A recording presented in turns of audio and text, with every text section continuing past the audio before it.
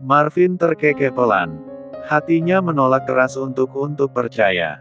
Rumi, tolong jangan main-main, sayang. Aku sedang serius, kenapa kamu bisa berada di sini? Apa kamu mencariku? Marvin masih bertanya, menenggelamkan keterkejutan karena ditepis rasa tidak percaya yang begitu kuat. Arumi menatap lekat manik hitam suaminya. Mereka saling bersitatap sampai beberapa saat. Arumi menggenggam tangan suaminya. Mas, aku tidak sedang berbohong ataupun bercanda seperti yang kamu kira. Aku serius, aku memang putri dari Pak Robert, ketua mafia pemilik Dom Deat ini. Arumi mencoba meyakinkan suaminya yang masih menatapnya dengan tatapan tak mempercayai.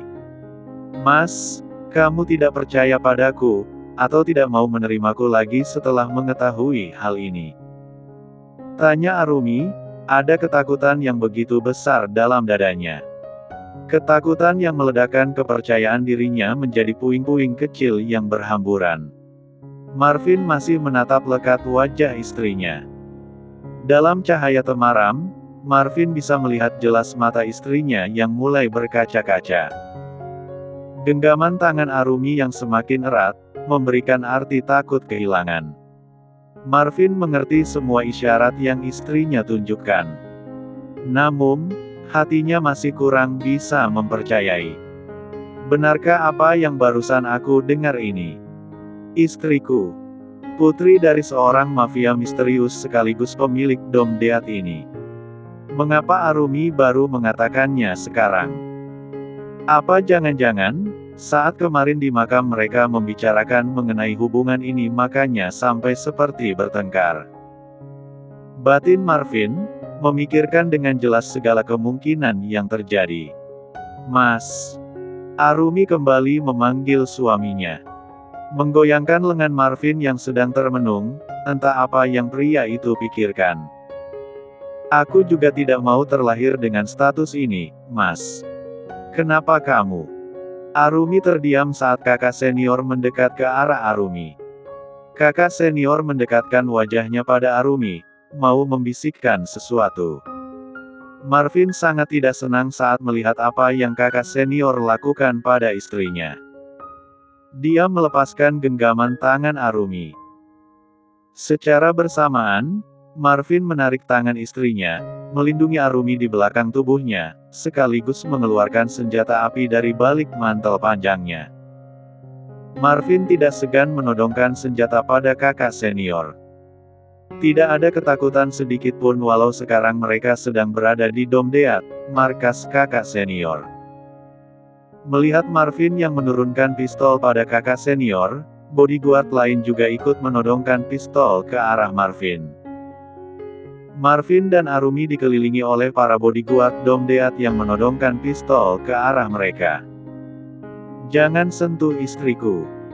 Aku tidak takut untuk ada di atas ataupun baku tembak dengan siapapun yang berani kurang ajar dengan istriku. Ucapan itu keluar dari mulut Marvin yang memperlihatkan wajah datarnya. Turunkan senjata kalian. Titah kakak senior pada para bodyguard junior. Cepat. Jangan lancang pada nyonya muda dan tuan muda. Teriak kakak senior, sedikit melirik ke belakang punggungnya dan ke sekelilingnya. Maafkan kami tuan muda, nyonya muda. Para bodyguard junior itu kompak menundukkan kepalanya, memberi hormat pada Arumi dan juga Marvin. Marvin tidak terlalu kaget, dia sering mendapatkan perlakuan serupa dari para bawaannya.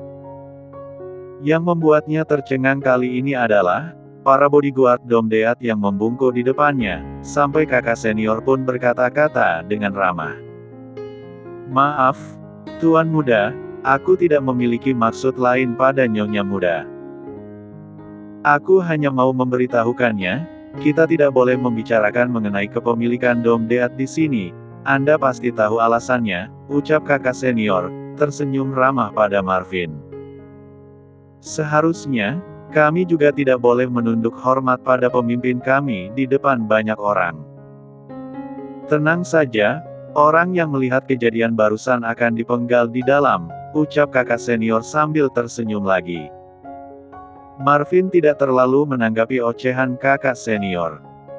Baginya, penggal-memenggal sudah biasa terjadi dalam dunia hitam mafia. Berbeda dengan Arumi, dia tidak pernah berkecimpung dalam dunia mafia. Hanya memiliki suami dan papa seorang mafia. Jadi, masih agak kaget dengan pernyataan kakak senior barusan. Mas, kamu masih tidak mempercayai pengakuanku? Tanya Arumi, setitik air mata membasahi wajah cantik wanita itu. Aku bingung, Rumi. Bagaimana kalau mereka membohongi kamu? Mas, sekarang aku mau ke mansion Tuan Robert. Kamu ikut aku, ya, Mas. Jika mereka menipuku, ada kamu yang menjagaku, kan? Mata Arumi berbinar-binar, dia menggenggam erat tangan Marvin. Menggantungkan asa yang besar supaya suaminya itu mau ikut. Baiklah. Marvin mengiyakan. Kakak senior tidak keberatan sama sekali. Dia mengarahkan Arumi dan Marvin masuk ke dalam mobil mewah yang terparkir tak jauh dari jangkauan mereka semua. Erik, kau juga ikut? Seru Arumi, mengajak Erik untuk ikut serta bersama mereka. Baik, Nyonya muda. Mereka semua masuk ke dalam mobil, kakak senior yang mengemudikan mobilnya. Di dalam mobil, semuanya diam. Entah apa yang mendasari kediaman mereka. Dari tatapan matanya, Arumi terus memperhatikan wajah Marvin yang hanya meliriknya sesekali. Ada apa? Tanya Marvin, suaranya begitu lembut, dia mengelus puncak kepala Arumi. Kamu marah padaku, Mas? Tanya Arumi, perbincangan keduanya terdengar oleh Erik dan kakak senior. Erik yang sudah biasa dengan kemesraan Marvin dan Arumi tidak lagi memperdulikan mereka. Berbeda dengan kakak senior, dia melirik-lirik keduanya dari kaca spion tengah. Melihat orang bermesraan memang sudah biasa, tapi tidak sedekat ini. Usianya sudah tua, tapi dia belum memiliki kekasih. Menjadi bodyguard di Domdea tidak boleh memiliki istri ataupun pacar. Peraturan itu masih ditekuni sampai sekarang. Tidak. Kenapa aku harus marah? Marvin menarik istrinya untuk bersandar di pundaknya. Kamu terlahir dari siapa? Itu bukan kemauanmu, bukan? Takdir hidupmu seperti apa, kamu juga tidak bisa memilih, Rumi. Tapi, yang aku herankan, jalan hidup kita mirip, iya. Gurau Marvin sambil terkekeh pelan. Tuan, Nyonya, kita sudah sampai, ucap kakak senior, sigap membukakan pintu untuk Arumi. Melihat kesigapan kakak senior, Marvin cemburu. Sekali lagi, dia memperingatkan kakak senior untuk tidak bersikap berlebihan kepada istrinya. Kakak senior yang merasa tidak enakan cuma bisa senyum-senyum sambil menggaruk tengkuknya yang tak gatal. Maafkan saya, Tuan muda, ucap kakak senior. Mari. Kakak senior persilakan kamu tentu hanya untuk masuk ke dalam mansion. Baru melegakan kaki di depan pintu, Arumi, Marvin, dan Erik tercenung. Mereka terpaku, mata ketiganya mengitari ruangan sekitar. Bukan karena bagusnya desain interior mansion itu, ataupun karena senjata yang sangat banyak dan keren. Melainkan, dikarenakan sangat banyak foto-foto Arumi yang tertempel di dinding mansion itu. Dari Arumi kecil sampai dia dewasa. Bahkan, foto pernikahan Arumi dan Marvin juga ada di sana, tercetak dalam bingkai besar berwarna gold yang begitu indah. Mas, itu foto pernikahan kita, bisik Arumi, menunjuk ke arah foto mereka dengan lirikan matanya. Marvin mengikuti arah lirikan Arumi, dia mengangguk mengiyakan. Sampai saat ini Marvin paham. Berarti sudah sejak dulu papa kandung Arumi sudah mengawasi putri semata wayangnya ini. Tetapi, baru sekaranglah pria itu menampakkan dirinya. Mereka masuk ke dalam lift, menuju ke lantai paling atas. Setibanya di depan pintu besar berwarna putih, kakak senior mengetuk pintu. "Tetua, aku sudah membawa nyonya muda," ucap kakak senior sembari mengetuk pintunya. "Masuk," sahut tetua dari dalam, membuat Arumi dan Marvin saling berpandangan karena suara lembut tetua saat menyambut mereka. "Suara lembut tetua hanya dikeluarkan untuk nyonya muda saja," ucap kakak senior yang paham akan sikap Arumi dan Marvin. Arumi," ucap tetua terbata-bata. Begitu melihat Marvin di samping Arumi, senyuman Robert pun menyurut. "Kau juga datang. Tampaknya, putriku sangat terbuka dengan suaminya," ucap Robert, terkekeh pelan sambil terbatuk-batuk. Di usia senjanya, dia memang sudah tidak sekuat dulu. "Aku menemani istriku," jawab Marvin santai, dia berdiri di samping Arumi. "Aku sering bertemu dengannya. Tidak kusangka, pria tua bangka ini ternyata ayah kandung dari istriku." Cekak. Batin Marvin, dia tahu Robert lah yang memberitahu keberadaannya pada Max malam itu. Makanya, sampai sekarang dia masih menyimpan dendam pada pria tua itu. Yang tidak diketahui Marvin, itu sengaja Robert lakukan untuk mempertemukan dirinya dengan Arumi. "Kenapa kamu menetapku setajam itu anak muda? Tidakkah kau tahu aku ini papa mertuamu?" Robert terkekeh pelan, dia memandangi Marvin yang masih membisu. "Kau masih menyimpan dendam atas kejadian lama," gurau Robert lagi. "Kejadian lama? Kalian bermusuhan? Benarkah?" "Suami dan papaku bermusuhan," cecar Arumi, membagi pandangannya antara Marvin dengan Robert. "Hahaha. Hanya sebuah kesalahpahaman lama," ucap Robert. "Kesalahpahaman yang hampir merenggut nyawaku," ucap Marvin. Semakin mendekap Arumi ke dalam pelukannya. Tidak lama, kakak senior masuk sambil membawa absin di tangannya. Minuman dengan kadar alkohol 90% itu dijadikan sebagai minuman penyambutan tamu oleh Robert. Siapapun yang datang, wajib minum 3 gelas, kecuali Arumi. "Silakan." Robert mempersilakan. "Maaf, aku hanya bisa menyambut kedatangan anak menantuku di sini. Maklum, orang tua memang sering sakit-sakitan." Robert kembali tertawa, dia senang melihat wajah datar Marvin yang memancarkan aura permusuhan tapi tidak bisa berkutik setelah tahu siapa Robert sebenarnya. Eric yang tidak biasa minum alkohol langsung melirik ke arah Marvin. Datang ke rumah Robert, tidak mungkin mereka tidak meminum. Penyambutan seperti ini sudah sering mereka dapatkan. Hanya kadar alkohol dari minuman yang disajikan saja yang berbeda-beda. Dan, baru pertama kali ini mereka disuguhkan dengan minuman beralkohol paling tinggi. Di sini, tidak mesti harus meminumnya sekarang. Nanti juga boleh. Asalkan tetap meminumnya. "Kalian pasti tahu, tamu harus menghargai pemilik rumah," ucap Robert. Eric tersenyum. Setidaknya, untuk sekarang dia merasa terselamatkan. "Jadi, apa kau akan meninggalkan putriku setelah mengetahui identitasnya?" tanya Robert. "Tidak akan.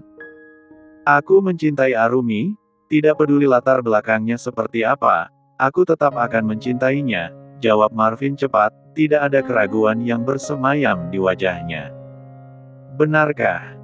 Aku sangat senang mendengarnya." Robert tersenyum. Baru kali ini Marvin melihat Robert tersenyum.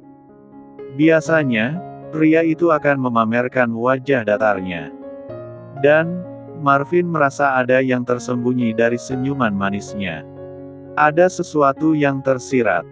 "Papa baik-baik saja?" tanya Arumi, menatap Robert yang masih tersenyum. Robert mengangguk. Dia tertawa karena senang mendengar Arumi memanggilnya dengan sebutan papa. Terima kasih kamu sudah mau menerima papa bejatmu ini, Rumi. Sering-seringlah berkunjung ke sini, aku sering kesepian. Cuma foto-fotomu lah yang menemaniku, ujarnya, melihat ke bawah. Menyiratkan wajah tuanya yang sendu. Mereka lanjut berbincang-bincang sampai tengah malam. Karena sudah berulang kali menguap, sampai mata Arumi memerah dan mengeluarkan air mata, Marvin pamit pulang. Menginap di sini saja. Lagi pula, Arumi juga sedang mengandung, kan? Tidak baik jika dia harus terkena angin malam. Arumi sudah sangat mengantuk, kasihan, tawar Robert. Marvin menatap Arumi, pria itu menanyai kebersediaan istrinya. Jika Arumi mau, maka dia akan menginap di sana. Dan, ternyata Arumi mengangguk setuju. Erik, bagaimana denganmu? Kamu juga akan menginap, kan? Tanya Marvin. Tidak, Tuan, Lisa sendirian di apartemen. Aku juga tidak mengatakan apapun sebelum pergi tadi, ucap Erik menolak. Tapi, kau tidak kuat meminum alkohol. Lebih baik menginap saja. Hubungi saja Lisa, saran Marvin. Dia sangat tahu bagaimana Erik yang tidak kuat dengan minuman beralkohol. Tidak apa-apa, Tuan Muda. Aku akan mengantarkannya pulang, ucap kakak senior yang sejak tadi menyimak pembicaraan keduanya. Erik menenggak absin miliknya. Benar saja, wajahnya langsung memerah. Kakak senior memapa Erik, memasukkan pria itu ke dalam mobil mengantar Erik pulang. Setibanya di apartemen, kakak senior menitipkan Erik pada satpam apartemen yang akan mengantarkan pria itu ke kamar unit pria itu. Bel pintu dibunyikan, Lisa yang sudah memakai piyama terkejut melihat keadaan Erik yang tak sadarkan diri. Terima kasih, Pak, ucap Lisa. Setelah satpam pergi, Lisa terpaksa memapah tubuh berat suaminya seorang diri. Dia merebahkan tubuh Erik di atas ranjang, aroma alkohol begitu menyengat dari Erik. Dia minum, gumam Lisa. Lisa membantu Erik untuk membuka sepatunya, mencuci kaki pria itu dan mengelap dada Erik. Saat sedang mengelap dada Erik, tiba-tiba tangan Lisa ditangkap oleh Erik. Lisa kaget, tapi tidak bereaksi apapun. Erik menarik Lisa, bibir mereka bertabrakan. Tangan Lisa terbentang, degupan jantungnya terdengar jelas. Wajahnya merona, kepanikan mulai merambah sukmanya. Tuan, apa yang kamu lakukan? Lisa berucap sangat lirih. Seruan nafas Erik menyapu wajah Lisa. Erik terlihat seperti orang pingsan, tapi genggaman tangannya begitu erat. Tuan, kamu mabuk. Biarkan aku bersihkan tubuhmu dulu, ya.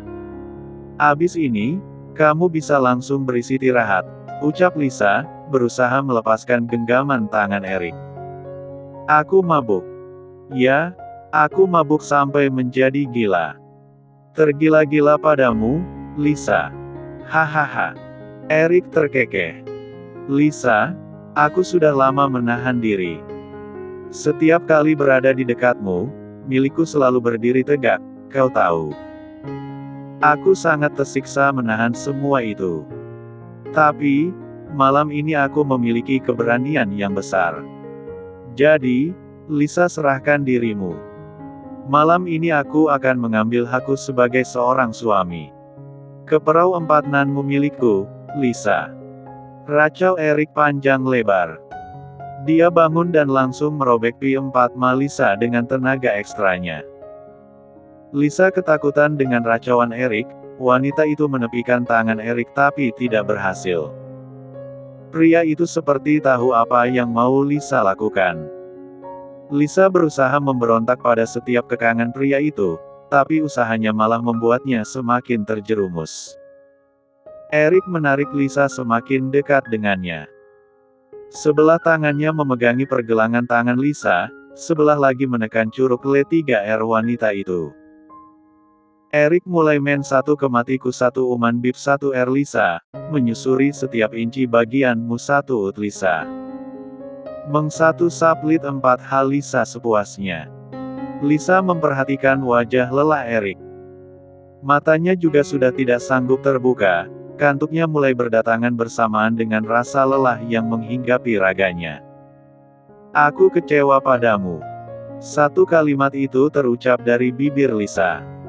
Raga, jiwa, dan hatinya teramat perih. Baru saja membangun kepercayaan dan berusaha bersikap layaknya pasangan harmonis lainnya, tetapi petaka ini sudah datang. Memang seharusnya Lisa tidak bisa marah pada Erik yang terpengaruh alkohol.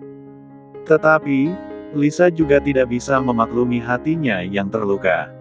Lelah menangis, Lisa tertidur. Sebelum itu Lisa sudah menyingkirkan tubuh Erik dari atasnya. Dia berbalik, membelakangi Erik. Bergerak untuk pergi pun sudah tidak sanggup. Kewanitaannya terlalu sakit, tubuhnya sangat pegal. Dan, dia juga tidak akan bisa melepaskan ikatan-ikat pinggang yang masih mengikat tangannya. Pagi kembali menyapa. Hari ini, cuaca tidak secara biasanya. Langit berwarna kelabu, biasa disebut mendung. Cuaca pagi yang begitu menguburkan semangat banyak orang. Banyak yang berpikir lebih nyaman sambung tidur lagi. Termasuk 2 orang yang lelah abis bergulat semalaman dengan diwarnai suara isak tangis yang menggema. Meskipun lelah, Erik terbangun karena tubuhnya terasa kedinginan. Saat dia membuka mata, dia sangat terkejut dengan suasana di sekitarnya. Apa yang sudah aku lakukan? Gumam Erik, memperhatikan keadaan sekitarnya yang begitu berantakan. Dia melihat tubuh Lisa yang tertutup selimut, dengan bekas kiss mark yang bertebaran di mana-mana. Erik memijat kepalanya, dia tidak bisa mengingat apapun. Efek alkohol masih membuatnya pusing dan tidak sanggup memikirkan apapun. Erik membukakan ikatan tangan Lisa. Semalaman Lisa tidur dengan posisi tangan yang diikat begitu pasti membuatnya pegal. Kenapa dibuka? Pertanyaan yang mencelos dari bibir Lisa mengagetkan Erik. Pria itu pura-pura tidak mendengar pertanyaan Lisa, lanjut membuka ikatan itu dan membuang ikat pinggangnya ke lantai. Sesyak. Lisa meringis, tangannya benar-benar hampir mati rasa. Terlebih, tubuhnya masih sangat sakit. Maafkan aku, ucap Erik, dia ikut masuk ke dalam selimut. Malutu 6 terpampang di depan Lisa karena masih pos 1 os tanpa Shehe 3 ai benang pun. Maaf. Untuk apa? Anda tidak memiliki kesalahan apapun, sahut Lisa acuh. Aku bersalah padamu, Liz. Maaf. Aku melakukannya tanpa kesadaran, ucap Erik, masih menelisik tubuh Lisa. Erik menertawakan dirinya. Melihat kekacauan yang terjadi, Lisa yang sebentar-sebentar meringis kesakitan, Erik dapat membayangkan sebuas apa dia semalam saat merebut kewanitaan istrinya. Kenapa minum? Apakah sengaja? Tanya Lisa, memilih menatap ke arah lain. Hatinya nyeri jika menatap wajah Erik. Reka adegan semalam langsung berputar dalam kepalanya, mengungkit perihnya lagi.